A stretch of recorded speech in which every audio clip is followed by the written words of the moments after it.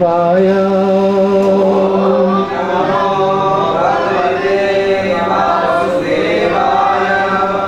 Om Namo Bhagavate Vasudevaya.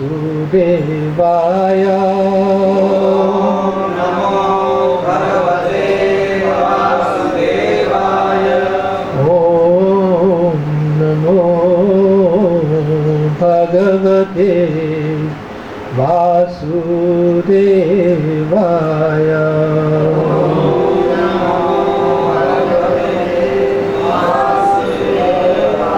Narayanam namaskritya naram chaiva narottamam devim saraswati vyasam tato jayamudiraye. Thank you very much. We're reading from Srimad Bhagavad Gita as it is, chapter 3, text 31.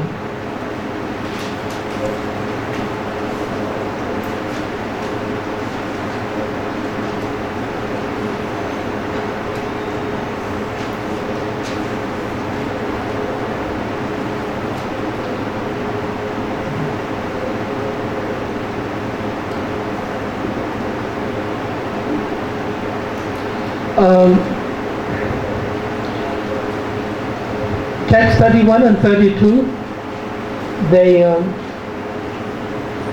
very much connected, and both of them speak of the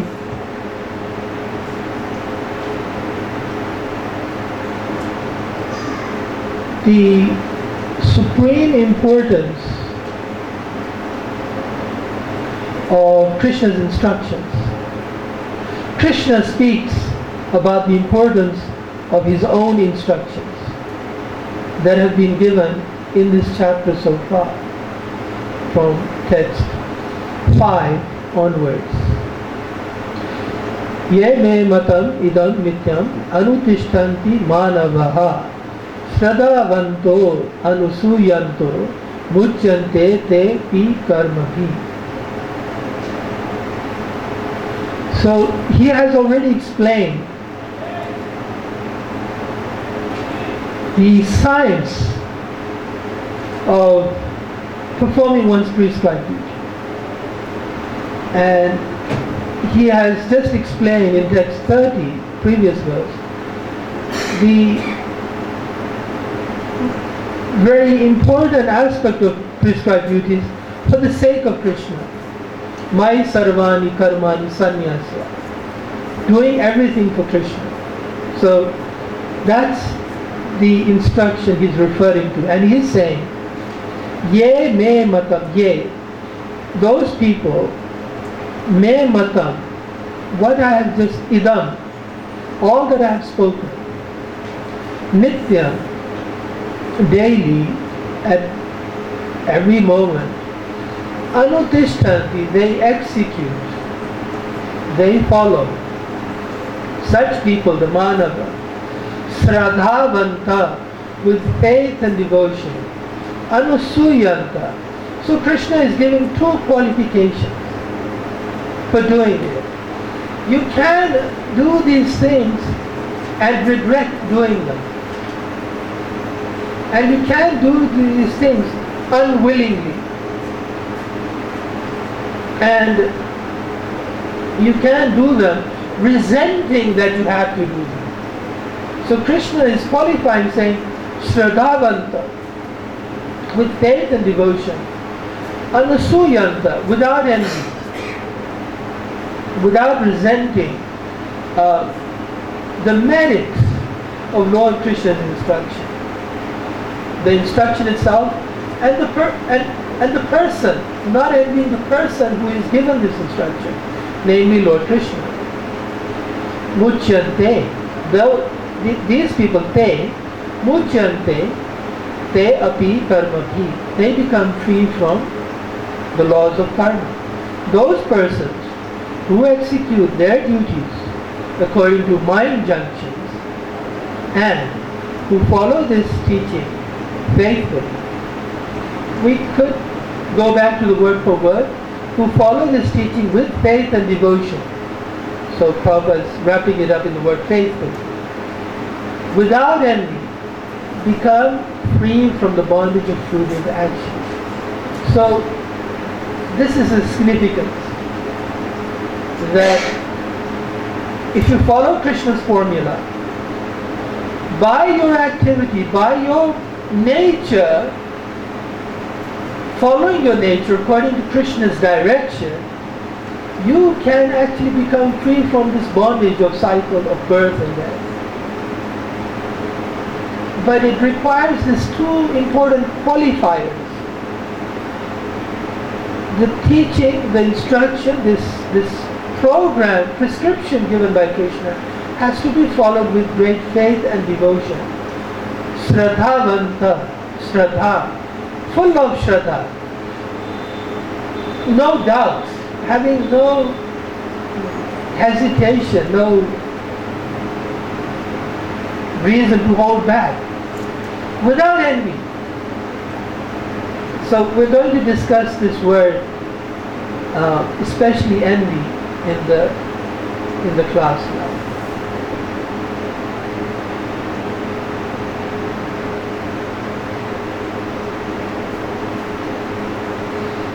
So Krishna is saying that this is my formula.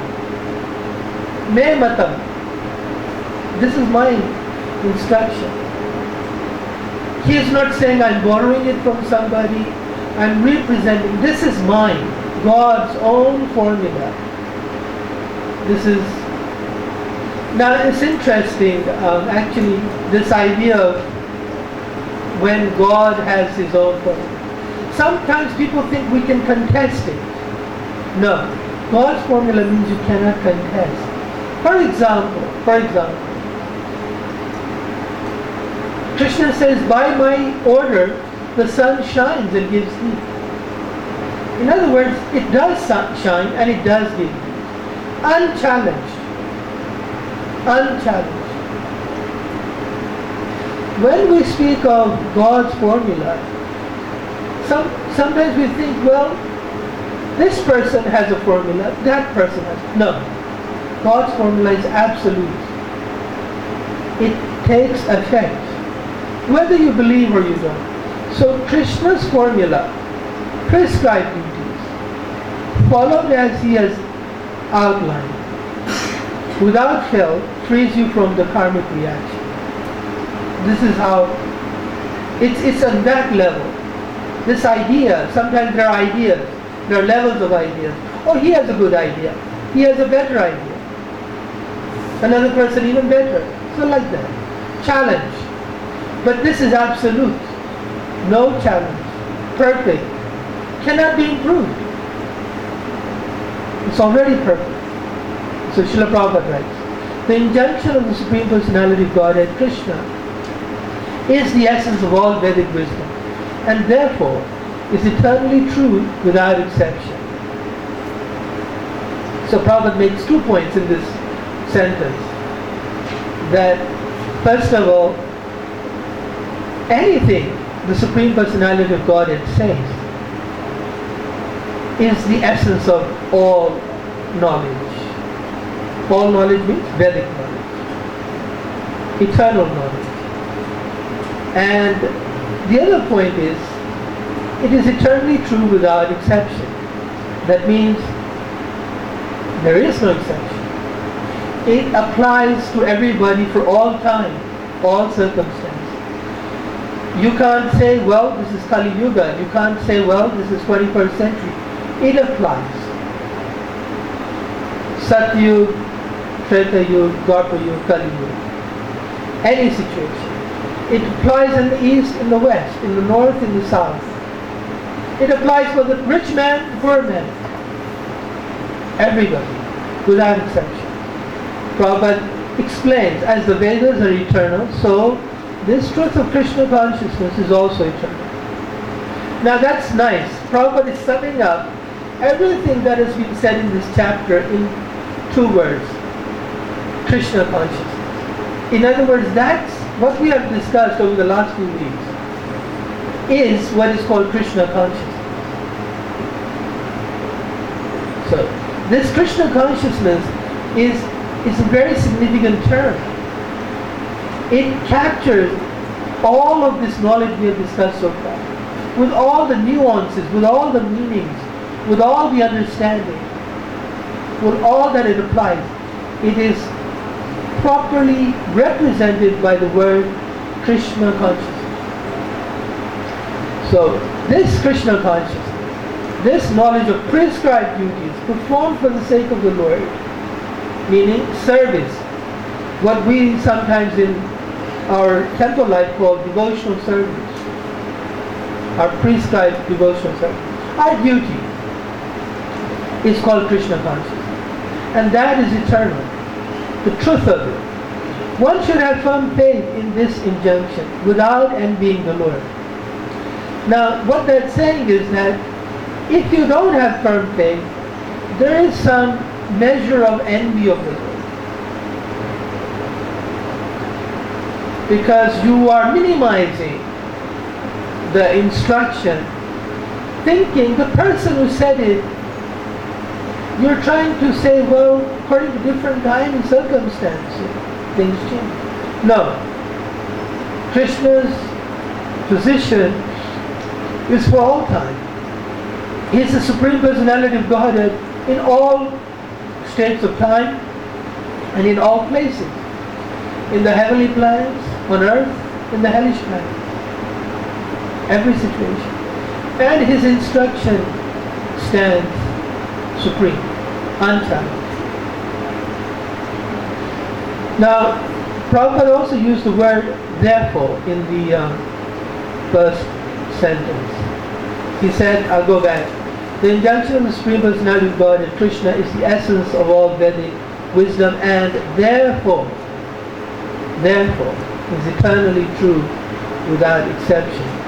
Now, this therefore indicates that the logic that's being expressed in that sentence is that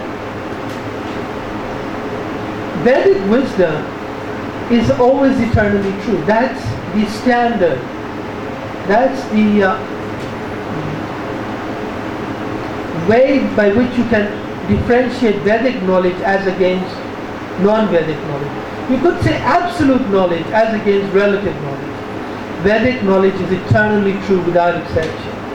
So, when Prabhupada said the injunction of the Supreme Personality of God is the essence of all Vedic wisdom, therefore, it is also eternally true. In other words, Vedic wisdom is true, but Krishna's instruction is the essence.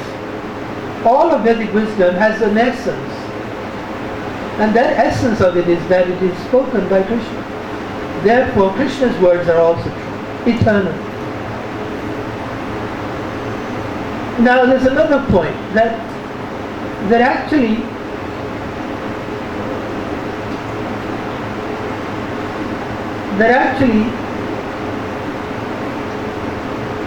another point is being made, which is that the Vedas have an essence, have an essential quality. There's an essence. In other words, sometimes people have a different understanding of what the Vedas say. But the essence, the conclusion of all the Vedic knowledge is Krishna's instruction. So Bhagavad Gita, we're getting the essence of the Vedas there. And another point is that it's because of Krishna's instructions that are to be found in the Vedas that the Vedas are important. Otherwise they would have no importance. It's a bit like, what is the essence of a tree? What is the most important function of a tree? It's fruit. What you get from it. In other words, a tree is useless if there is no fruit. The fruit of the Vedas is Krishna's instruction. There is no meaning to the Vedas without Krishna's instruction. So all of that has been said in that one sentence. All of these significant points. Now, I'd like to draw your attention to a few more details. And the topic is of Vedic knowledge and knowledge. Just those two ideas. So there is a temptation to think that knowledge is eternal. Now, would anybody dispute that idea? For example, if something is true, would it have been true 5,000 years ago? 50 million years ago? Would it be true 500 years in the future? Yes, knowledge is true. But see, now we're coming to that, it touches upon envy. But when we say Vedic knowledge, we think, oh, that's being sectarian. Sectarian, in other words. Because knowledge, without any attribute, we think, okay, I'll allow, in other words, I'm generous, I'll accommodate, I'll accept. But if you say Vedic knowledge, the tendency is to say, well, why only your knowledge? Meaning Vedic knowledge. You are standing for Vedic knowledge. So there's a tendency to try to make Vedic sectarian. So I'm explaining that actually Vedic knowledge means knowledge. But unlike other knowledge which almost invariably is speculative, Vedic knowledge is not. It's revealed, it's perfect, it's complete, it's absolute, right from the beginning. And that's what Vedic knowledge is. So we shouldn't think Vedic knowledge, well, that's these guys, this group of people. No, actually, it applies to everybody. I may not know Vedic knowledge, but then that is tantamount to saying I don't know absolute knowledge. If you don't know Vedic knowledge, you do not have absolute knowledge. You have what is called speculative. So this comes from the arena of people who have a tendency to acquire so-called knowledge by trial and error, by research, by experimental knowledge. So, therefore, it is useless to say that knowledge is eternal. It's more important to say Vedic knowledge is eternal.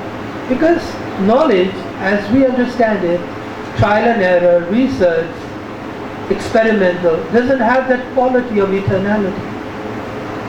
It is subject to revision, to review, to modifying, and under different circumstances it changes. So, really, it never was knowledge. Vedic knowledge does not do that. And it's the only knowledge. So, can you arrive at Vedic knowledge by trial and error? The answer is no. The answer is no. Because there's the tendency to say, well, I'll arrive at it. No. It's revealed or you have no access. That's on. Now we come to the topic of envy. And I think I went through this right in the beginning of my series, but it's worth bringing it up because Krishna brings it up. Anasuyanta, Shradavanta Anasuyanta, without envying. So there was a dispute that should it be envy or should it be not jealous. So Krishna uses the word, should it be jealous or envy? Jealousy.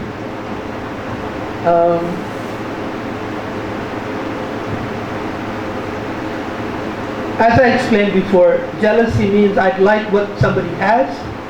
Envy means I don't want that person to have what they have. You envy the person. So there is so Krishna is acknowledging that I'm giving you this knowledge, but you may not like me. He's aware. Not only we're, some clever class-giving person says we have envy of Krishna. Krishna says, I know you have envy of me. So don't have envy. When you say to somebody, don't have envy, that means there is a presumption they have envy. There is the element of having envy. Hatred. You don't like that person. He said, just because it's my instruction, don't dismiss this injunction because you envy me. But don't have envy of me. There's no reason to have envy of Krishna. It's almost like having envy of the truth, of the reality. You see? Just like some people say, oh, don't tell me the truth. Don't tell me. Whatever it might be. People don't want to know. Many people drink liquor, alcohol, drugs, because they want to forget the reality. They don't want to see it. It's ugly, it's horrible, I don't want to know. So Krishna is saying, don't envy. And Srila Prabhupada is emphasizing this point that because of envy, people fail to be able to accept this program Krishna has given. So there's envy of the program, there's envy of the person who has instituted the program, namely Lord Krishna.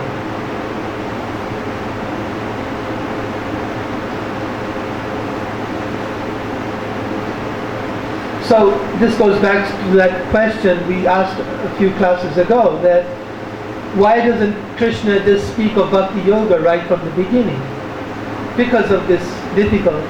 Bhakti Yoga requires an explicit acceptance of Krishna as the supreme enjoyer, the only enjoyer. And I am just a little minion in that whole arrangement to give Krishna enjoyment.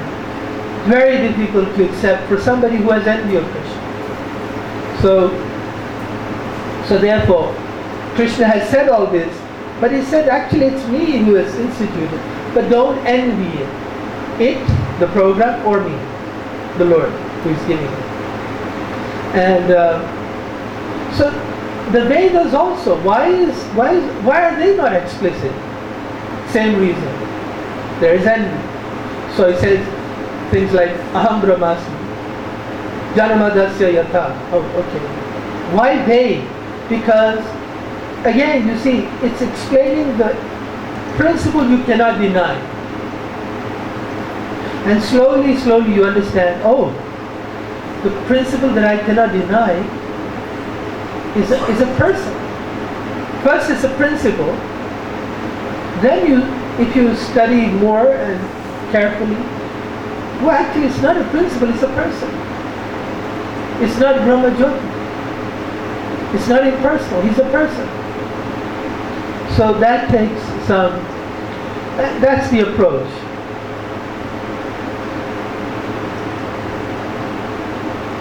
So even though the Supreme Absolute Truth is the Supreme Personality of Godhead with attributes, qualifications, both explicit and implicit, He's within everything, He's outside of everything, He is endowed with spiritual attributes of eternality, bliss and knowledge. Still, there are people who are unwilling to accept that person should be Krishna. So, therefore this caution. The caution is necessary. Even, okay, you're not a devotee yet. But if you're going to take advantage of this program of prescribed duties and become free from the cycle of repeated birth and death, you have to accept it wholeheartedly. Shraddhavanta. But this program is being given by a person, Krishna. So at least in that respect you should not envy him. It's a bit like envying your spiritual master. He is teaching you, but you resent the fact that he taught you. Why? He is benefiting you. He is showing you the path for your benefit. So can you see the difficulty if you resent your own spiritual master, the person who is teaching you? So Krishna is saying, don't do that. Now Prabhupada, I'm going to quote Prabhupada now. You know, he brought this up, this envy, in a very interesting setting. He says, okay, so you're looking for God, you don't know who's God. I'm telling you. Why don't you accept? Have you heard this? He says it many times. You don't know. You admit you don't know. But I'm saying here it is. What is your objection when I say this is God?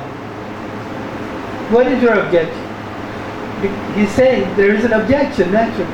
Scientists say we're looking for the absolute truth. You don't know what is the absolute truth. You think it may be the chunk, it may be this, it may be void, it may have been a fluctuation of nothing. Well, you don't know, but I know. So Prabhupada also gave another example. He said, you don't know what is gold. But I know, and I'm telling you here is gold. What is your objection? In your world, you have no clue. You have no idea. And I'm telling you. So why don't you accept? Here is Krishna. Why don't you accept? So this was his accusation. So this is all dealing with this envy of Krishna.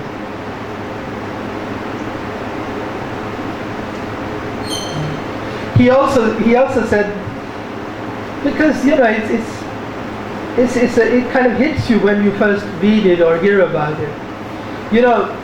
He was addressing this idea of government devoting many millions of dollars to stop people from LSD, right? Many conversations in America. They spend millions of dollars to stop their youth from drug.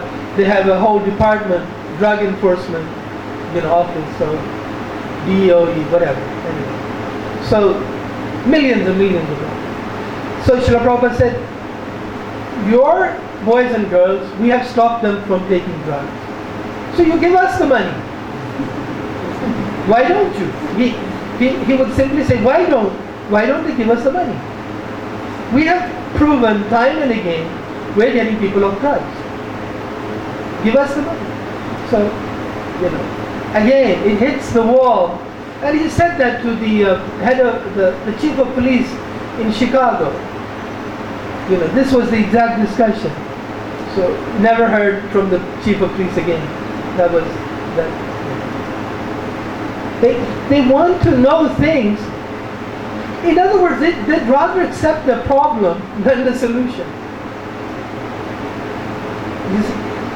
They prefer their children to be on LSD, but they shouldn't become Hare Krishna. See, that's called envy. You see? Giving examples of difficulty. So now we are in Bhagavad Gita. Krishna is saying, this is my formula. And I say, well, okay, let's go to the 7th chapter. He just said, this is my program. Why are you now going somewhere else? This is the program.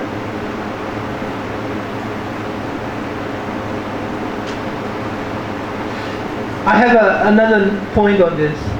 It's about Lord Chaitanya. And it's my experience that after reading Prabhupada's books, and he uses the word Krishna consciousness so often, sometimes people come around to accepting, okay, Krishna, okay, Jai. They have so many caveats even against Krishna because maybe he's an incarnation of Vishnu. So still many caveats, but some or other. I'm so good. I'll accept. Good. Very magnanimous. But Lord Chaitanya, there's a big but. Not sure. Oh, is this the Bengalis who are pushing their, God? So again, there is an unwillingness to acknowledge prima facie evidence, overwhelming, absolute evidence, just because you have some reluctance on your part, because you're from a different part of the world, but actually I've seen this even amongst Bengalis, because Bengal is the place also for the origin of Yata Mata Tata Pata. Has many paths, has many processes of religion. They don't even accept. So my point is that you will discover in your own life, if you analyze very carefully, there may be some remnants of envy. You have to analyze. So Krishna, therefore, his point is valid. It's not just for somebody else. It's for the person right there. the person who's studying, who's reading, that he should be conscious that this is one of my difficulties I have to overcome.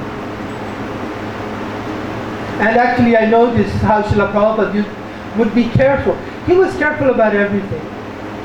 He didn't push Lord Chaitanya to a person who couldn't handle.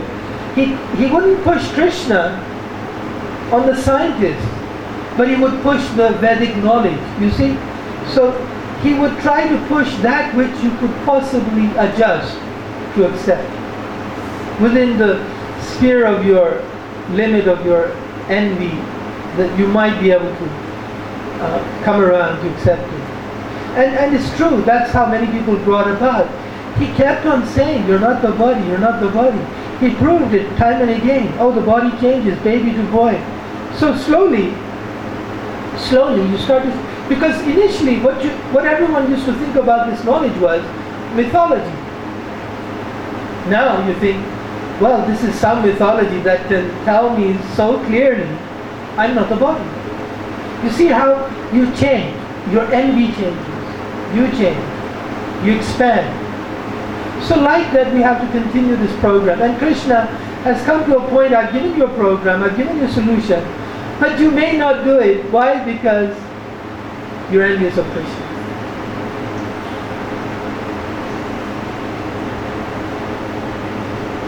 So now we go to the converse, the opposite. It's a wonderful sign if you can have great faith in Krishna's words.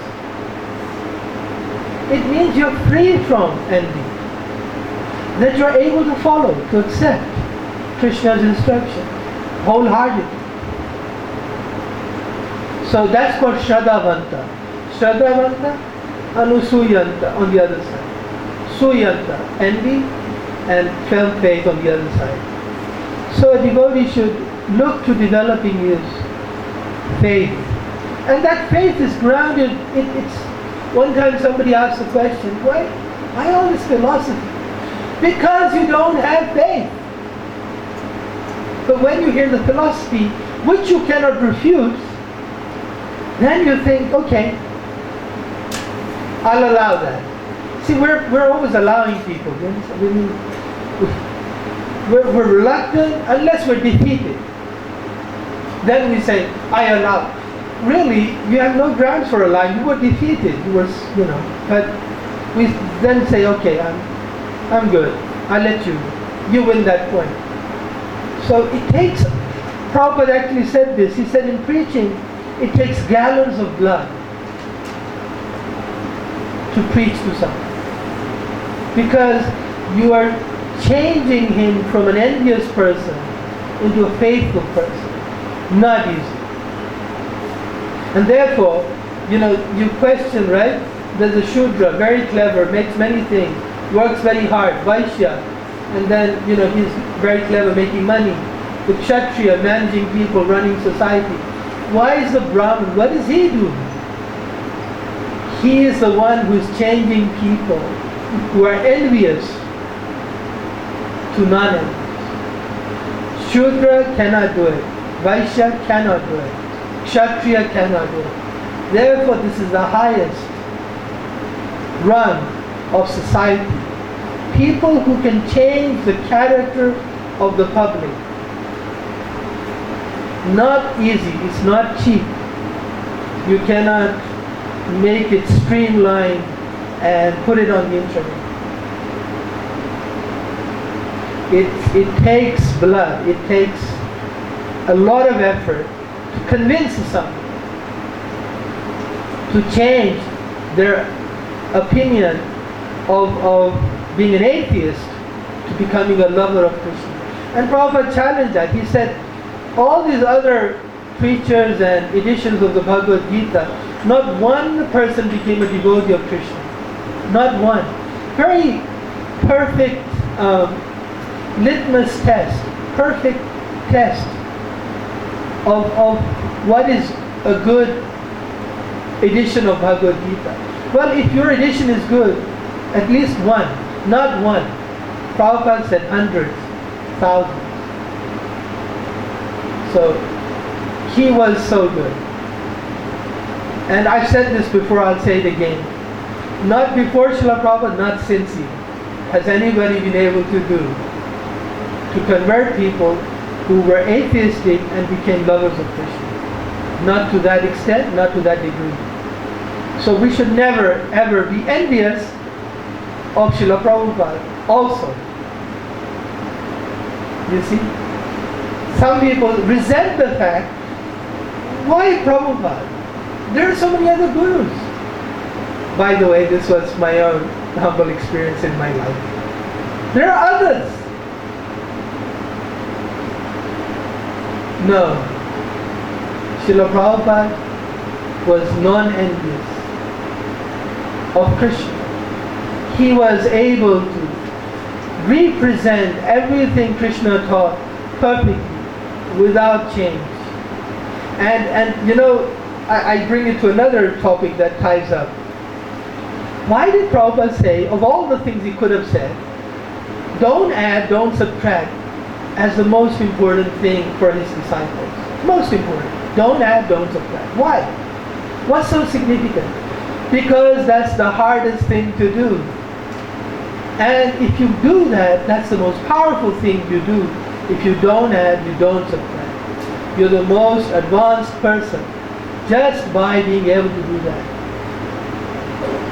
So he said again and again and again, without fail, don't add, don't subtract.